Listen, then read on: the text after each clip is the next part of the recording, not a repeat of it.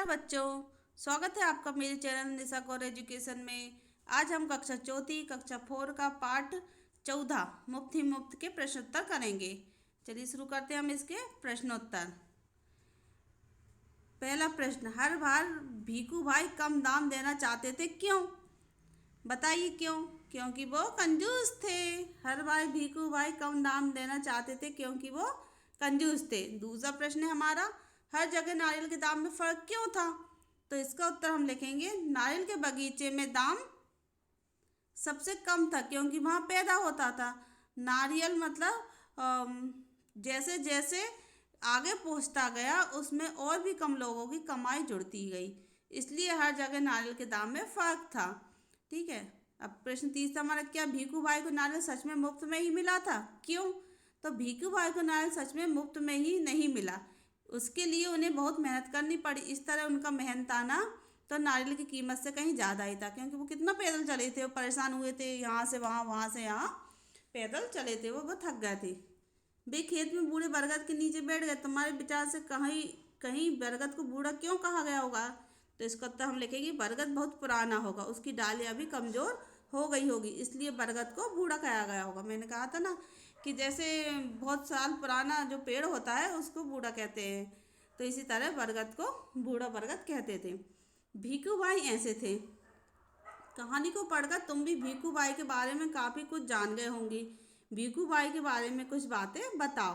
तो क्या थे भीखू भाई के बारे में बातें? उन्हें खाने पीने का शौक था, वह बहुत कंजूस थे, वह लालची भी थे, वे बातें बनाने में चतुर भी थे, वे अधिक खुशी में अपना होश खो देते थे। ये सब हमने कहानी में देखा। क्या बढ़ा क्या घटा? कहानी जैसे जैसे आगे बढ़ती कुछ चीज़ें बढ़ती और कुछ घटती है। बताओ इनका क्या हुआ, ये घटे या बढ़े? नारियल का दाम घटा। ठीक है, जैसे शुरू में 2 रुपए का था, फिर 1 का, फिर 50 पैसे, फिर 25 पैसे और फिर मुफ्त में। और बढ़ा क्या? भीखू भाई का लालच बढ़ा। 2 रुपए में नहीं खरीद पा रहे थे, ना ही 1 में। सोचा थे मुझे मुफ्त में ही मिल जाए। रास्ते की लंबाई क्या, पहले बाजार गए थे तो कम रास्ता था, फिर बाजार वाले के पास से वो बंदरगाह गए, कहीं बगीचा गए, तो उनका रास्ता बढ़ता गया। भीखू भाई की थकान भी बढ़ी क्योंकि चलते चलते वो थक गए थे। कहो कहानी से। यदि कहानी में भीखू भाई को नारियल नहीं बल्कि आम खाने की इच्छा होती तो कहानी आगे कैसे बढ़ती, बताओ? तो कहानी ऐसे बढ़ती, विद्यार्थी पाठ का मतलब पाठ पढ़ें और उसको समझें कि नारियल की जगह हमें आम लिखना है और आम की कीमत को प्रति किलो बताना है। ठीक है। फिर है बात की बात। कहानी में नारियल वाले और भीखू भाई की बातचीत फिर से पढ़ो। अब इसे अपने घर की बोली में लिखो, जो आपके घर की लैंग्वेज हो, भाषा हो, उस भाषा में हमको इसको लिखना है। तो ये बच्चों को तो अपने आप करना है। शब्दों की बात, नाना नानी पतीली पतीला। तो ऊपर दिए गए उदाहरणों की मदद से नीचे दी गई जगह में सही शब्द हमको लिखना है। जैसे काका का काकी, दर्जी का दर्जी, मलिन का माली, टोकरी का टोकर, मटका का मटकी और गद्दा का गद्दी। ठीक है। इसके बाद है मंडी। मंडी में कोलाहल फैला हुआ था, व्यापारियों की ऊंची ऊंची आवाज़ गूंज रही थी। मंडी में क्या क्या बिक रहा होगा? तो मंडी में कई प्रकार की सब्जियां फल बिक रहे थे, जैसे आलू, प्याज, टमाटर, गाजर, बंद गोभी, फूल गोभी, बैंगन, सीताफल, पालक, लौकी, शलगम, चुकंदर, भिंडी, करेला, टिंडा, मिर्च, लहसुन, अदरक, नींबू, केला, संतरा, अंगूर, सेब, चीकू, पपीता, अमरूद आदि कई प्रकार के फल और सब्जियां बिक रही थी। मंडी में तरह तरह की आवाज़ें सुनाई देती है, जैसे ताज़ा टमाटर 20 रुपया, 20 रुपया, 20 रुपया।